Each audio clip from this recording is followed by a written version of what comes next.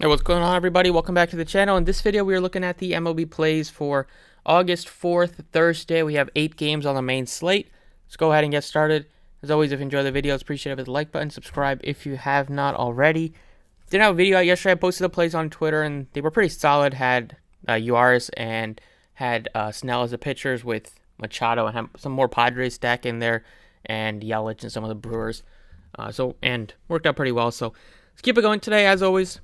Hit the like button for me. Subscribe if you have not already. You can check out the website if you want to join for baseball, football, coming up, any of the sports. dfsprocess.net. If you haven't signed up on Prizepicks, you can use my code PROCESS. Hopefully they get approved in PA before football starts. We'll see. I doubt it, but here's to hoping. And let's go ahead and get started today. First games up today will be one of the best teams to stack, which is the Phillies, going up against the Nationals. Nationals coming off just doing a fire sale at the trade deadline, trading away not only Juan Soto, they also traded away Josh Bell, who was having a all-star caliber season and was playing extremely well for them at first base. They replaced him they ended up getting Luke Voit because Eric Hosmer did not want to go to Washington. I don't blame him, but that sucks for Luke Voit now. Sure, he's not too happy with him. But look at this lineup. It is complete garbage, except for you got a couple of decent hitters, but nobody that you're worried about. Cindergard making his Phillies debut at only $7,600. Looks like a great SP2 option today. Going to be one of the better SP2 options on the slate. You can even consider him for an SP1.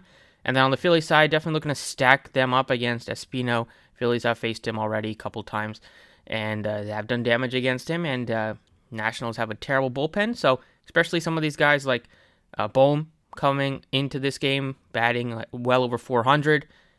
Cassie Anos coming off of a home run finally yesterday and helped them. He had the game-winning home run with the 2-run bomb of the 8th. Those two are really good plays, and then I do like Hall's price tag, and then Segura's coming back today for the Phillies, so that helps them. Next game up, we have the Rays against the Tigers. Springs looks like another SP2 option you can consider. On the Rays offensive side, going up against Hutchinson, like G-Man Choi at 39 looks pretty solid. Peralta's only 32 as a cheap guy. Lau and Rosarina are expensive. They're not my favorites, but no problem if you wanted to pay up for them. Got two solid pitchers going at it in New York, so I'm not too interested in the bats here. But we know with both of these offenses, there's always opportunities for them to just go off, but the price tags are really high. All four, top four, the Braves are north of $5,100, and then you got like Marte 57, Lindor 53, Alonso 56. All the hitters that you would want are super expensive, and the matchup is not that good against Wright and Carrasco, so I'm passing on those bats. Houston against the Guardians here. Like the Houston side a little bit against Plesac. Not much of a strikeout pitcher, so don't want to go. They're not my favorites, but like Mancini at 3K. Altuve at a weak second base position always looks pretty solid. Otherwise, pretty much a pass. And then Verlander looks to be the best SP1 option on the board today. Blue Jays against the Twins. You got two more solid pitchers going at it. Just have both teams have about a 4-run total. Neither side looks that appealing for me. Always like the Blue Jays side a little bit more than the Twins, just with all the power that they have up and down the lineup. Like Gurriel at 36, maybe as a one-off. You can consider like Teoscar with the home run upside that he gives you, but not another game where I'm not too interested in the bats. Cardinals against the Cubs. Quintana, also third option you can consider as your SP2. On the Cardinals side, they are pretty cheap. Like Gorman is cheap, DeYoung is cheap, and they got 3 2K guys at the bottom of the lineup. So again, Mark Leiter, they look like a good offense. Even Donovan batting second and Carlson batting leadoff with coming off of a bomb yesterday. Looks solid. White Sox probably behind the Phillies as my second favorite stack today. Also, you can throw the Red Sox in the mix, but I really like them. Robert should be back today. If he is, big boost to them as a stack. And he looks good even though he's 55, but I'd rather go to Eloy Jimenez, who's been crushing the ball recently. Moncada's looking better even though he's expensive, like Tim Anderson. Eloy Jimenez would be my favorite plays, and then, you can always play Pollock against a lefty at $3,900. Then on the Boston Red Sox side, they acquired Tommy Pham for some reason, but I guess they still think they're in it, but they're not. But on the Red Sox side against the lefty and Bubic, you can consider Pham, but I'm going to go to Bogarts, Martinez, and at the bottom with like a Dahlback or Arroyo at 2K. Looks solid. Even the catcher at 2K looks pretty solid. Going back over to DraftKings, for me, I'm going Verlander as my favorite pitcher. Obviously, not much of a surprise there. And then the second pitcher I'm going with is going to be Cindergard, going up against this very bad National team. He's not even much of a strikeout pitcher, and the Nationals don't strike out much. We'll see how much that changes now without Soto and Bell. But in general, Cindergaard's been having a pretty good season. He's been consistent, except for in a couple starts here and there. He had 2 terrible outings, which really ballooned up his ERA, but he did a good job getting that back down to under 3.85 recently. And probably not going to go crazy today, but a good chance to get the win against a bad pitcher and making his Phillies debut. Hopefully he pitches well. They're at home as well. Looking at Espino's numbers just to see how well we can stack the Phillies against him. He's 3.78 ERA. He doesn't go super deep into games. Typically will go anywhere from like 4 to 5 innings. Last time we faced the Phillies, they hit him pretty well. He gave up a couple of home runs against them in 3 2/3, and gave up another home run earlier this season against the Phillies. He's faced them twice. He has a 6.23 ERA against the Phillies in 8 innings. I love the Phillies side today. Starting off at first base, though, I'm putting in Jose Abreu. He's $4,900. Anytime he's going up against a lefty is where I have more interest in him. He's starting to hit the ball better. He's up to a 300-plus batting average. In his last 10, he has 3 home runs and 8 RBIs. Don't have to worry too much about the strikeouts today. And he's 4 hits in his last 2 games. He's starting to really look like the normal version of himself, where he's driving in a lot of runs and just doing damage all over the field. Over at third base, give me Alec Bohm for the Phillies, $3,900. Super cheap for a third baseman, and that's batting .442 in his last 10. Since the All-Star break, he's batting well over .400. He had a 4-hit game recently, even with a couple of 0 for 4s in here. He still has super high batting average, and the home run, the power is coming for him.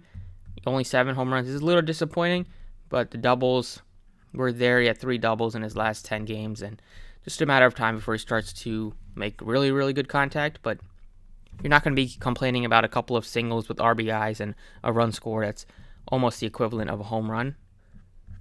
In the outfield, I got to go with Cassie Anos, another very, very cheap Phillies option. He's only $3,200. And even though the numbers don't look good for him, in general, 258, 9 home runs, 51 RBIs. But he's starting to really come around after that incident he had with the Phillies reporter Jim Salisbury, where they went back and forth about the booze and stuff that he was getting. But since then, he's starting to kind of look like himself. He's had 3 multi-hit games recently. Had a 4-hit game, a 3-hit game, a 2-hit game in the past week, and finally had a home run. That's been so long since he's done that. So give me Cassie Anos at only $3,200. Don't get much cheaper than that. And the last guy is going to be Eloy Jimenez, only $4,300. Another guy that's really good against lefties, and another hitter that's starting to finally come around. He was hurt for a large part of the season, so it took him a while to kind of get back to himself, but he's found it recently. 6 hits in his last 2 games, and we know how powerful he is in general. So that's what I got on DraftKings. Feel really good about these 6 plays. Let's go ahead and look at FanDuel. All right, so FanDuel, getting the same plays here. You can get to Verlander easily on FanDuel. There's not too many other top-end pitchers you're going to be looking to pay up for. And even with Verlander and getting all these studs, we still have 31.25 left for the last few spots. But love Abreu at 33 as my catcher first base. Other options would be some of the Phillies options in that range, like Real Muto, starting to look pretty good. Hoskins only 31. Over at third base, went with the cheap Alec Bohm once again. Phillies will probably score a lot of runs today. They're my favorite team to stack. And then the outfield, stuck with the 2 guys that I had on DraftKings. Both are incredibly cheap on FanDuel. $2,500 for Cassie Anos and $27 for Eloy Jimenez. Both guys, at least Eloy's really, really good. In general, and Cassie Anos, hopefully he's starting to turn it around because he's been a big disappointment so far. But over the last month, you can't say much bad things about Cassie Anos. So that's it for DFS. Let's look at Prizepicks. All right, so on Prizepicks, first prop I'm looking at is over 4.5 Ks on Miles Mikolus. If we look at the numbers for, it's not going to be on this side. He's done very well this year. If we look at his starts, last few starts for him, he went 7 innings against the Nats with 4 strikeouts. He's been in a stretch of getting 4 Ks. We need 5 for him. Against the Cubs, he had a 9 strikeout game in the end of June, and he had like a 4 strikeout game. So in the 11 innings, he has 13 strikeouts against the Cubs, and they are a team that strike out a lot. Looking at this lineup, they don't even have their catcher in here, but everybody else is north of 20% except for Nico Horner. You have a couple of guys north of 30. Morel's right there at 29.9, and then you got McKinstry and Wisdom at 30. So I am thinking that Mikolus will finally break out of that 4 strikeout streak and get us at least 5 today. So that's the first prop that I like. The second prop is looking at some fantasy score props, and will give me the over fantasy on Noah Cindergard at 35.5. Just I don't expect him to get you a lot of strikeouts. That's why I'm not taking his strikeouts. You can still get the strikeouts, but it's not that likely against the Nationals. But we'll see. The Nationals will probably have a lot more strikeout opportunities now that they don't have Soto and Bell, two of the lower strikeout guys on the team. So that'll help Cindergard. But the fact that Phillies have such a high total, good chance to get the win, good chance to get the quality start. If he's able to go 6, sometimes he doesn't go much more than 90 pitches. But I still wanted to get to Cindergard. Next over fantasy is Joe Musgrove at 42.5. Padres looking dangerous. Another good opportunity to get the win. Quality start, being pretty heavily favored against Kyle Freeland, who struggled. And Padres have so many lefty mashers at this point, even without Tatis, with Josh Bell, with Machado, as we know, had a bomb yesterday. Drury with the grand slam yesterday. They're just very scary. A lot of powerful righties in the lineup. So hopefully Musgrove is able to get the win, get the quality start, and get you 10 fantasy points that way very quickly. So those are 3 props I really like.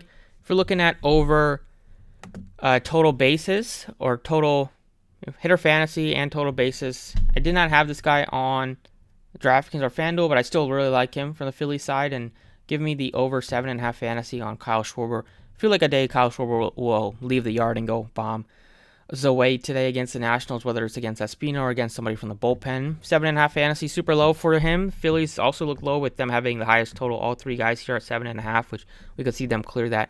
All those guys pretty easily. So, really like Schwarber. And then the last prop is going to be Verlander, the best pitcher on the board by far today. They got some good ones, but he still has been unbelievably good. I think under sub-2 ERA for him. Still getting strikeouts, still working deep into games. Very impressive at his age. But that's what I got today for the video. Over 4.5 Ks miles. Mikolus over 35.5 fantasy. Noah Syndergaard over 42.5 fantasy. Joe Musgrove over 7.5 fantasy. Kyle Schwarber and over 41.5 fantasy. Justin Verlander. Best of luck today. Hope you guys enjoyed the video, and I will see you all next time.